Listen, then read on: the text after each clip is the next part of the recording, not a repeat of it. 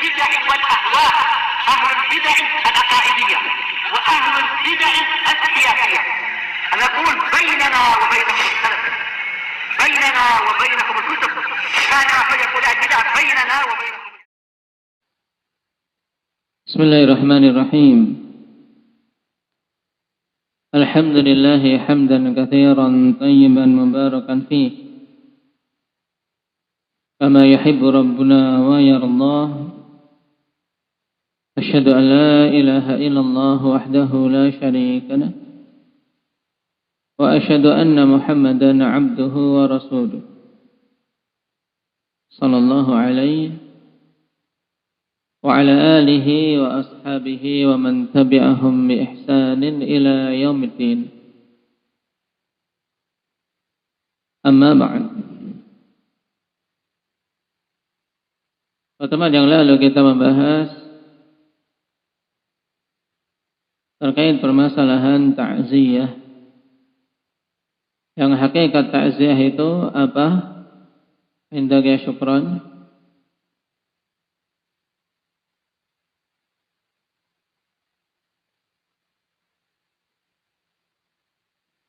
Enggak harus mengunjungi, bahkan ketemu di jalan, ketemu di masjid, itu bisa terpenuhi ta'ziyah. Intinya ta'ziyah apa? Naam, tasriyatul musab, yaitu memberikan hiburan kepada orang yang tertimpa musibah. Sehingga tidak harus datang bertamu ke rumahnya, tidak harus. Ketika seorang bertemu di pasar, bertemu di jalan, bertemu di masjid, kemudian apa? Mendatanginya, kemudian menghiburnya, menyabarkannya, itu sudah dikatakan ta'ziyah. Naam. Baik.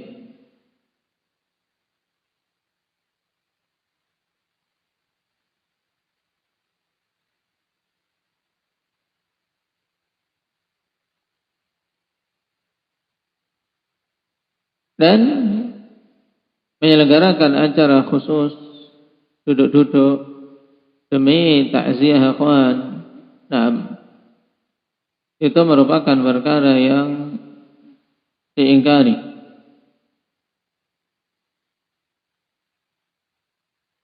Karena tidak dikenal di masa Nabi sallallahu alaihi wasallam. Nah, tidak ada waktu tertentu untuk takziah, baik itu sebelum dikuburkan atau setelah dikuburkan, boleh.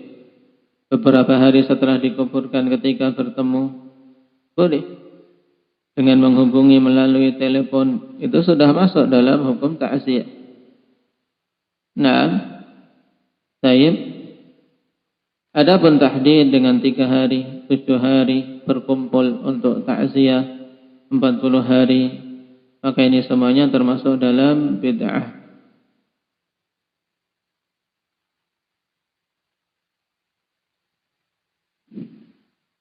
Dan di antara perkara yang hendaknya diperhatikan sebagaimana ditegaskan oleh Syekhuna Abdullah Al-Riyani hafizahullah ta'ala, wa yanbaghi ijtinabu amrayni fit ta'ziyah wa in tataba'an nasu alaihima.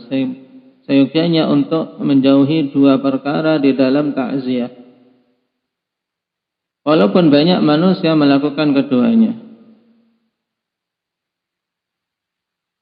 Al-awwal, yang pertama, al-ijtima'u laha fi makanin muayyan, kadari awil masjidi awil maqbarah aw nahwi dzalik.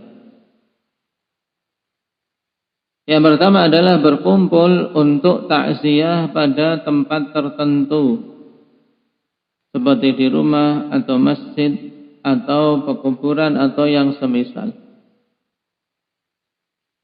Nah, dan bedakan akhwan, perkumpulan yang diingkari ini, yang hendaknya dijauhi, dengan apa? Dengan menyaksikan jenazah. Seperti misalnya kaum muslimin datang menunggu untuk apa? Menyolati jenazah dan menunggu untuk jenazah selesai diurus dan mengiringinya. Maka ini hakikatnya itu adalah apa? Tasyyi'ul janazah, salat untuk menyolatinya. Maka yang demikian masyru'. Cuman terkadang manusia akan menjadikan satu perkara tersebut semuanya dinamakan takziah, karena memang sebagian manusia bahkan datang ya sekedar kumpul-kumpul saja, tidak menyolati, tidak mengiringi. Nah, ini yang mungkar. Ini perkara yang mungkar. Tidak ada faedahnya berkumpul-kumpul, duduk-duduk di tempat keluarga si mayit, tanpa menyolati, tanpa mengiringi. Karena perkumpulan yang masyru' itu ketika berkumpul untuk menyolati dan berkumpul untuk mengiringi jenazah. Setelah itu tidak ada lagi perkumpulan-perkumpulan terkait kematian. Bahkan terkait masalah menyolati, akhwan, Syekh bin Baz rahimahullahu taala menegaskan boleh seorang melakukan safar demi menyolati mayit. Sebagaimana ditegaskan oleh Syekh bin Baz dalam fatwa beliau terkait masalah salat ala jenazah. Karena di antara hal yang dianjurkan adalah untuk memperbanyak jumlah jumlah orang yang menyolati. Maka la haraja fi safari min ajli salati ala al-mayyit. Ini fatwa Syekh bin Baz dan itu hak.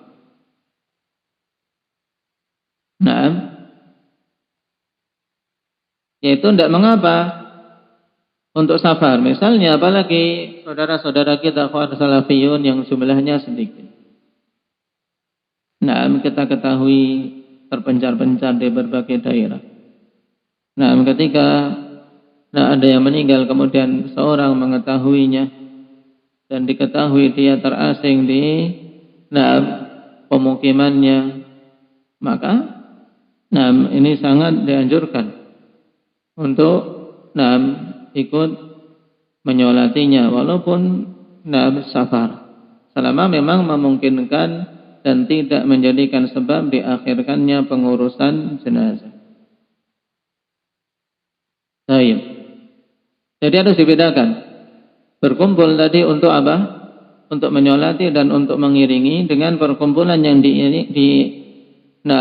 diingkari oleh para ulama, yaitu sekedar berkumpul di suatu tempat, di rumah, di masjid, di pekuburan untuk takziah, untuk sekedar memberikan ucapan penyabaran, menghibur. Karena takziah terkait siapa? Ada dua hal yang harus dibedakan ketika mensikapi kematian. Yang terkait dengan mayit, itu apa? Menyolati dan mengikuti. Ini yang umum. Adapun masalah memandikan, mengkafan, ini kan cuma segelintir orang saja. Paham? Tapi yang sangat dituntut, dianjurkan banyak, dua, yaitu apa? Menyolati dan mengiringi jenazah. Ini terkait mayit. Sedangkan yang kedua, yang terkait keluarga yang masih hidup, inilah yang namanya takziah. Jadi takziah itu untuk orang yang hidup. Dan untuk orang yang hidup ini tidak disyariatkan kemudian ada perkumpulan. Membuat tenda berkumpul untuk itu. Di tempat tertentu, bahkan kemudian mengadakan jamuan untuk yang demikian, maka ini perkara yang mungkar. Baik. Dan yang sunnah untuk keluarga mayit dibuatkan makan pada hari itu untuk membantu mereka agar mereka terbebas dari kesedihan dan tidak ada kesibukan memikir masalah makanan. Ini sebagaimana dalam Sahihain dari Ummul Mukminin Aisyah radhiyallahu anha, annaha kanat idza mata al-mayyitu min ahliha fajtama'a lidzalika an-nisa'u thumma tafarraqna illa ahluha wa khasatuha. Bahwasanya dulu apabila ada yang meninggal dari kalangan keluarga Ummul Mukminin Aisyah, maka para wanita berkumpul yaitu untuk mengurusi jenazahnya, kemudian bubar, kecuali tinggal keluarga dan orang-orang dekat, orang-orang khusus masih menemani keluarga mayit. Maka kemudian amarat bi burmatin min talbinatin fatubikhat thumma suni'a tharid. Yang masih tinggal di situ, kemudian diperintahkan oleh Ummul Mukminin Aisyah untuk menyalakan tungku, membuat talbinah, dimasak menjadi tharid. Nah, ini hendaknya yang dilakukan, bukan malah sebaliknya, keluarga mayit sibuk untuk apa, menjamu mereka-mereka yang datang. Nah, adapun membuat makanan jamuan seakan-akan itu seperti suatu walimah, maka ini perkara yang tidak disyariatkan.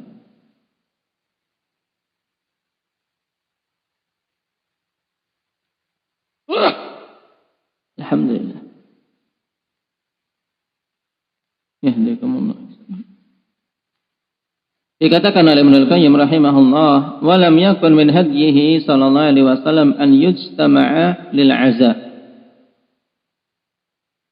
wa yuqra'u lahu ay al-mayyit al-Qur'anu la 'inda qabrihi wa la ghairihi wa kullu hadha bid'atun haditsatun makruhah. Ibnu Qayyim dalam Zadul Ma'ad mengatakan, bukan termasuk bimbingan Nabi sallallahu alaihi wasallam dikumpulkan manusia untuk takziah, kemudian dibacakan untuk si mayit ini Al-Qur'an, baik di kuburnya maupun di selain kuburnya, di rumah atau di masjid dengan niatan untuk si mayit. Ini semuanya bid'ah yang diada-adakan, yang dibenci.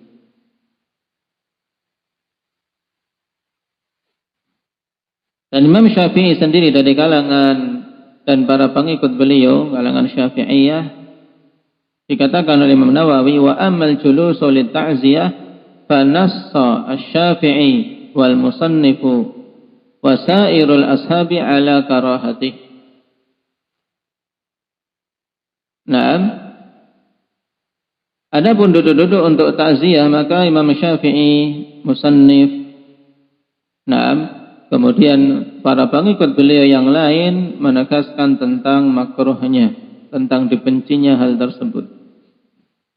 Qalu yakni bil julusi laha an yastami'a ahlul mayyit fil bait fayaqsuduhum man arada ta'ziyah. Qalu bal yanbaghi an yatafarraqu fi hawaijihim faman sadafahum azahum wa la farqa bainar rijali wan nisa'i fi karahatil julusi laha. Nah, ini jadi, dikhususkan waktu tertentu untuk berkumpul seperti undangan untuk walimah atau untuk acara tertentu. Ini yang diingkari. Adapun akhwan datang untuk menyaksikan jenazah, menyolatinya, mengiringinya, maka ini masyru', harus dibedakan. Dan cuman yang sangat disayangkan, mereka-mereka yang datang ketika ada kematian bukan untuk perkara yang masyru' tadi, bukan untuk menyolati, bukan untuk apa? Untuk mengiringi jenazah. Tapi hanya sekedar kumpul-kumpul. Ini yang mungkar. Ini yang diingkari.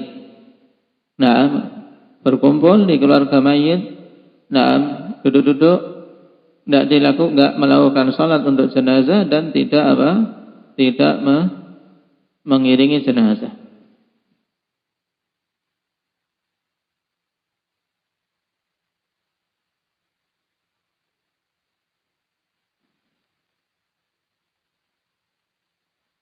Baik.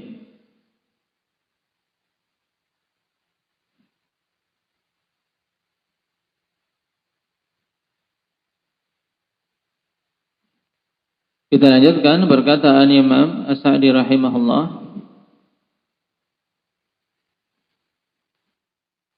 Wa qala zurul qubur fa innaha tudzakiru bil akhirah. Pembahasan berikutnya tentang masalah ziarah kubur. Rasulullah sallallahu alaihi wasallam dalam hadis ini memberikan perintah zurul kubur. Ziarahilah kubur. Karena sungguhnya ziarah kubur itu mengingatkan tentang akhirat. Hadits riwayat Muslim an Abi Hurairah. Qala wal amru fi qawlihi zurul kubur lil istihbab. لأن النبي صلى الله عليه وسلم علل الأمر به بأمر مستحب وهو تذكر الموت والحساب إلى آخره. Dan perintah pada sabda Nabi sallallahu alaihi wasallam zurul kubur lil istihbab. Kenapa? Dikarenakan Nabi sallallahu alaihi wasallam memberikan alasan perintah tersebut dengan hal yang mustahab, yaitu mengingat kematian dan mengingat hari hisab. Dan itu mustahab. Nah, dan di sana ada taujih yang lebih bagus. Kenapa perintah tersebut perintah lil istihbab, yaitu dikarenakan perintah datang setelah adanya larangan. Maka kembali kepada hukum sebelumnya, yaitu istihbab. Wa kana Nabi sallallahu alaihi wasallam nahahum an ziyaratil kubur lama kanu hadithi ahdin bisyirki. Dan adalah dulu Nabi sallallahu alaihi wasallam melarang mereka dari menziarahi kubur tatkala para sahabat masih baru-baru masuk Islam. Tsumma ba'da dzalika rakhkhasa lahum. Kemudian setelah itu Rasulullah sallallahu alaihi wasallam memberikan rukhsah untuk mereka. Nah, hal ini sebagaimana nas dalam hadis. Kuntu nahaitukum an ziyaratil kubur fazuruha. Dulu aku melarang kalian dari ziarah kubur. Nah, maka ziarahilah sekarang. Baik. Lafaz kuntu akhwani fillah menunjukkan bahwasanya dulunya perkara tersebut dilarang. Hadits Buraidah dalam Sahih Muslim.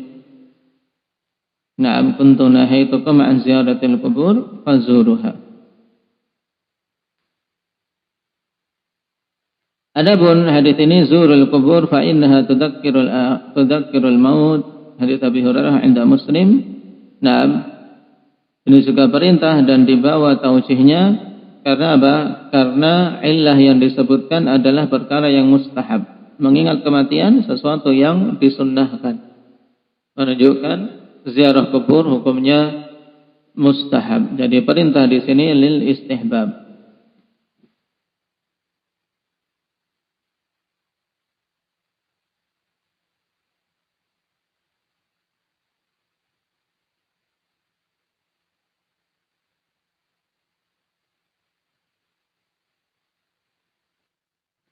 Dan dalil ini akhwan zurul kubur fa innaha tudzakkirul akhirah jelas merupakan dalil disyariatkannya menziarahi kubur. Yang sebelumnya dilarang. Apa sebab pelarangan ziarah kubur di awal-awal Islam? Indah Talhah. Kenapa kok dilarang oleh Nabi sallallahu alaihi wasallam di awal-awal Islam? Indah Ubadah. Karena para sahabat baru masuk Islam, khawatir mereka terjatuh dalam penyimpangan ketika menziarahi kubur.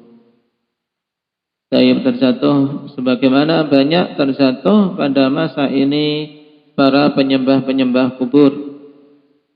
Itu dikhawatirkan karena perkara kubur, apalagi kubur-kubur orang saleh, ikhwan, merupakan fitnah yang besar bagi orang-orang jahil. Nah, bagaimana telah kita lewati dalam kitab Tauhid.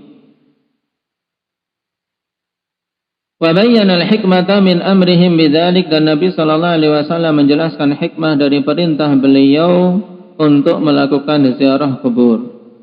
Apa hikmah itu? Wa hiya annaha tudzakkirul ahya'a bil maut. Hikmah ziarah kubur yaitu bahwasanya ziarah kubur mengingatkan orang-orang yang hidup tentang kematian yang pertama. Wal isti'dadi lil akhirah, yang kedua mengingatkan untuk mempersiapkan hari akhir. Ini hikmah yang kembali kepada penziarah, akhwan. Naam, yaitu bagi orang yang berziarah untuk mengingat kematian, mengingat hari akhir. Dan di sana ada tujuan kedua dari ziarah kubur, yaitu al-ihsan ilal mayyit bid du'a. Nah, yang kedua adalah apa? Untuk berbuat baik kepada mayit dengan mendoakannya. Yang nanti akan disebutkan bagaimana lafaz doa yang diajarkan oleh Nabi sallallahu alaihi wasallam.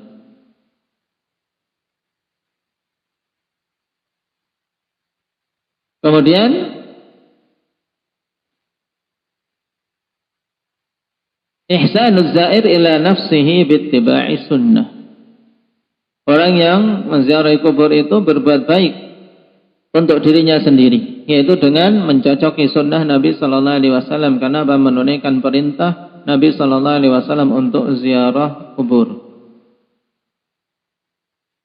Berarti ada 3 hikmah sebagaimana ditegaskan oleh Ibnu Al-Qayyim rahimahullahu taala. Beliau tegaskan sebagaimana dalam Ighatsatul Lahfan, "Na'am, ziyaratul muwahhidin fa maqsuduha 3 asya'."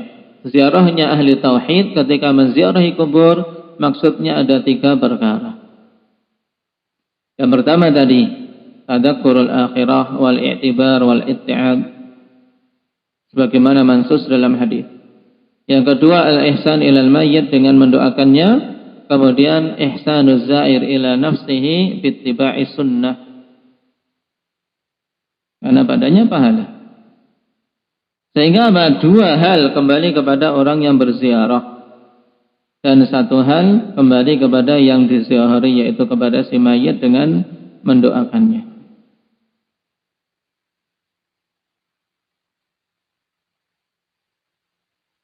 Adapun ziarah dengan selain tujuan itu, dengan meminta hajah kepada penghuni kubur, maka ini ziarah syirik. Nah, atau untuk tabarruk, atau untuk membaca Al-Quran di sana, maka itu bid'ah. Nah,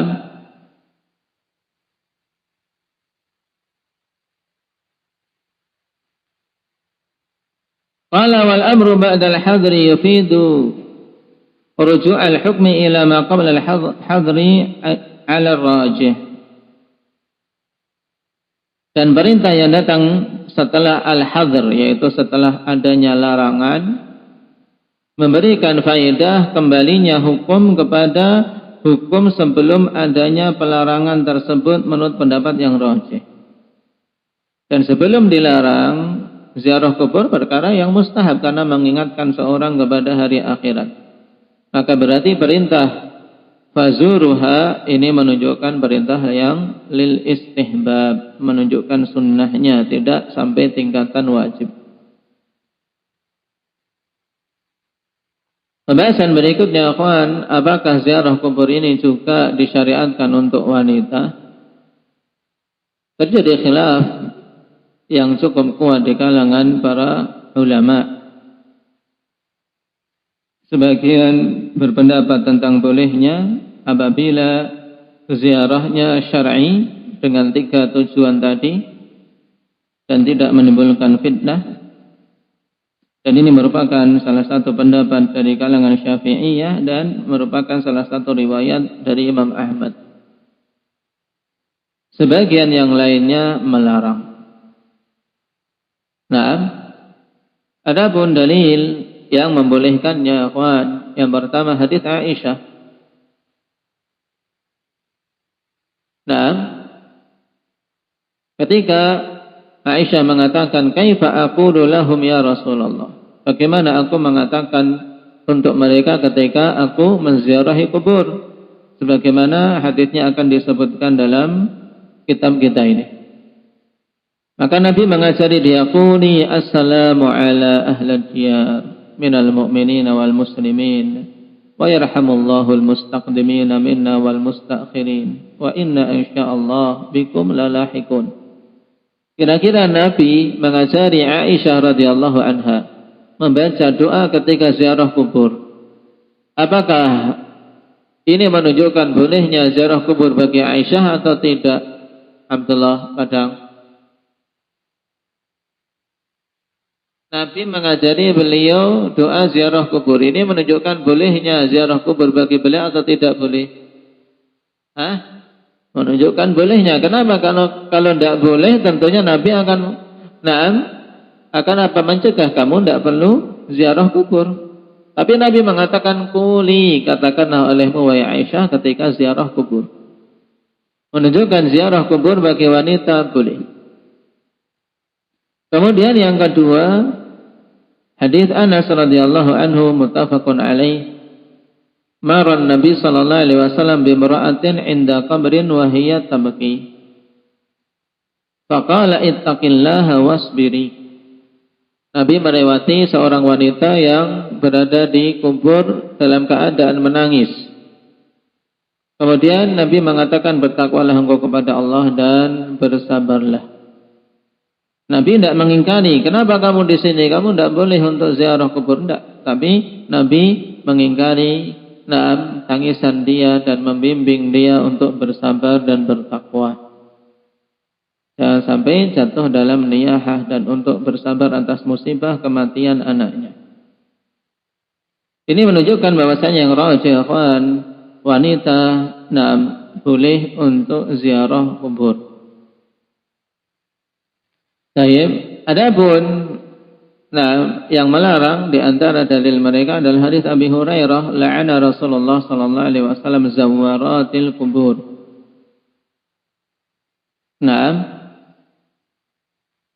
Hadisnya hasan dan padanya penguat-penguat dengan lafaz zawarat yang banyak melakukan ziarah kubur.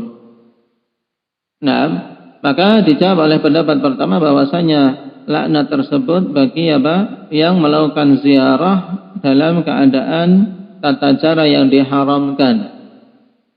Demikian pula yang banyak melakukan ziarah, berbolak-balik melakukan ziarah. Baik. Inilah yang dikuatkan oleh Syekh Albani rahimahullah taala bahwasanya boleh bagi wanita tapi tidak sering-sering. Dan harus menjaga jangan sampai menimbulkan fitnah, serta harus menjaga agar ziarahnya itu ziarah yang sesuai sunnah. Syalbani mengatakan dalam Ahkamul Janaiz, "Lakin la yajuzu lahunna al-iktharu min ziyaratil quburi wat taraddudi 'alaiha." Akan tapi tidak boleh bagi wanita untuk banyak-banyak melakukan ziarah kubur dan bolak-balik ke kubur. Lianna dzalika qad yufdi bihinna ila mukhalafati syariah. Dikarenakan yang demikian itu terkadang bisa menjerumuskan pada penyelisihan syariat. Min mithli siyahi wat tabarruji wa ittikhadil quburi majalis lin nuzha. Berupa siyah, teriak-teriak, kemudian tabarruj. Berdandan untuk ke kubur, kemudian menjadikan kubur sebagai majelis untuk rekreasi. Kemudian juga wa tadyi'il waqti fil kalamil farig, dan menyanyiakan waktu untuk bicara-bicara kosong. Karena wanita kalau keluar ketemu yang lainnya, akan jatuh dalam banyak kemungkaran. Kama huwa musyahadul yawma fi ba'dil biladil islamiyah. Wa hadha huwa al-muradu insyaallah bil hadits al-masyhur, la'ana Rasulullah sallallahu alaihi wasallam fi lafdhin la'ana Allah zawaratil qubur. Dan inilah yang dimaksudkan dalam hadis insyaallah, la'ana Rasulullah atau la'ana Allah zawaratil qubur. Allah melaknat wanita-wanita yang banyak melakukan ziarah kubur yang apa? Yang menyelisihi tata cara syariat. Ini maksudnya, dan sehingga kesimpulannya akhwan, ziarah kubur bagi wanita asalnya juga disyariatkan, tapi dengan syarat mencocoki syariat dalam ziarahnya dan dia aman dari fitnah. Kemudian yang ketiga, tidak sering-sering bagi para wanita.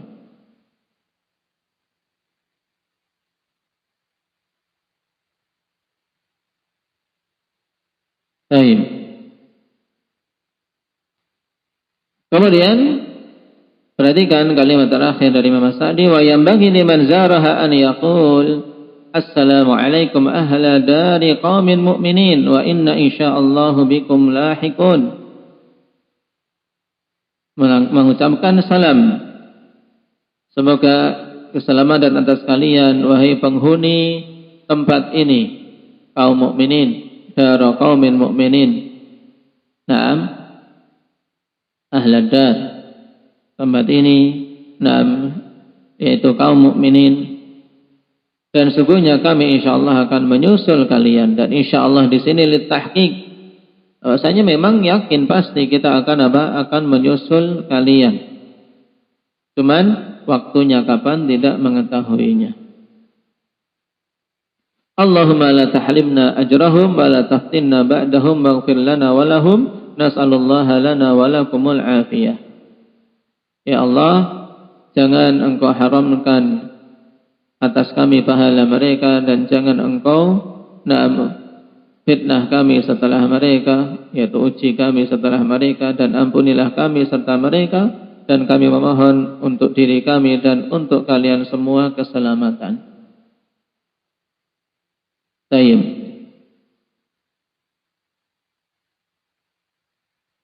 Ini termasuk di antara adab dalam ziarah kubur, yaitu yang pertama mengucapkan salam kepada ahli kubur, kemudian mendoakan. Tayyib, mengucapkan salam dan mendoakan. Dan hendaknya seorang mendoakan dengan lafaz yang datang dari Nabi sallallahu alaihi wasallam. Yang disebutkan di sini oleh muallif gabungan dari beberapa hadis. Kita baca dulu ta'liq. Hada doa jaa fi hadits Aisyah radhiyallahu anha. Wa qad warada bi'iddati alfaz. Ya, telah datang dengan beberapa lafaz.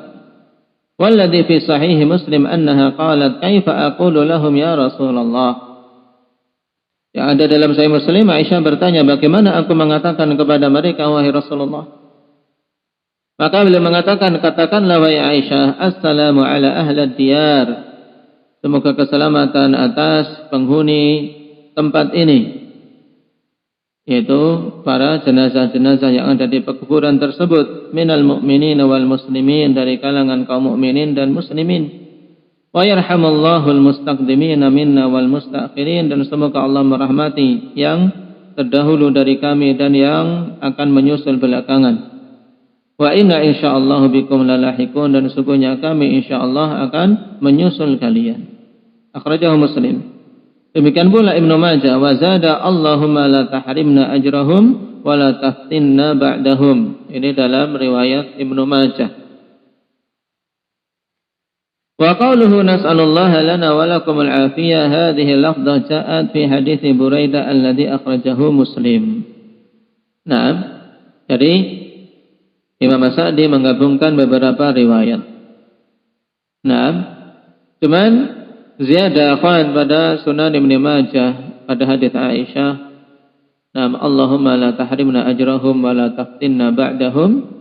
Naam, pada sanadnya Syarik Ibn Abdullah An-Nakhai, seorang yang dhaif, dan juga Asim bin Ubaidillah Al-Umari, dia seorang yang dhaif. Karena keduanya lah Imam Al-Albani rahimahullahu ta'ala mendhaifkan tambahan tersebut. Allahumma la tahrimna ajrahum wa la taftinna ba'dahum.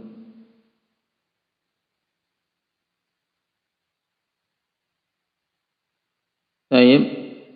Adapun asallallahu lana wa lakumul afiyah, ini kelanjutan dalam hadits Buraidah dan sahih. Lafadznya dalam hadits Buraidah, Kana Rasulullah sallallahu alaihi wasallam yu'allimuhum idza kharaju ila al-maqabir. Adalah dulu Rasul sallallahu alaihi wasallam mengajari para sahabat apabila mereka keluar ke kubur-kubur untuk ziarah, fakana qailuhum, dan adalah orang yang mengatakan di antara mereka mengatakan yaqul assalamu alaikum ahlad diyar minal mu'minina wal muslimin wa inna insyaallahu lalahikun. Ini mudah dan suka dihafal lafaz ini. Lafaz yang sahih dihafal ikhwan. Naam, bukan lafaz gabungan yang ada dalam kitab. Assalamu alaikum ahlad diyar minal mu'minina wal muslimin wa inna insyaallahu lalahikun. As'alullaha lana wa lakumul afiyah. Ini riwayat hadits Buraidah dalam Sahih Muslim. Adapun pada hadits Aisyah ada tambahan tadi, assalamu ala ahli diyar minal mu'minin wal muslimin wa yarhamullahu al mustaqdimina minna wal mustakhirin. Doa meminta rahmah. Kalau dalam hadits Buraidah doa meminta afiyah.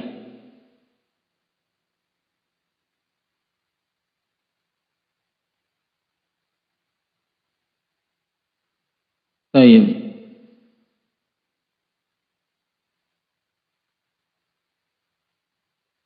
Adapun amalan-amalan yang bermanfaat bagi mayit yang disebutkan di pembahasan terakhir, insyaallah kita akhirkan pada pertemuan yang akan datang.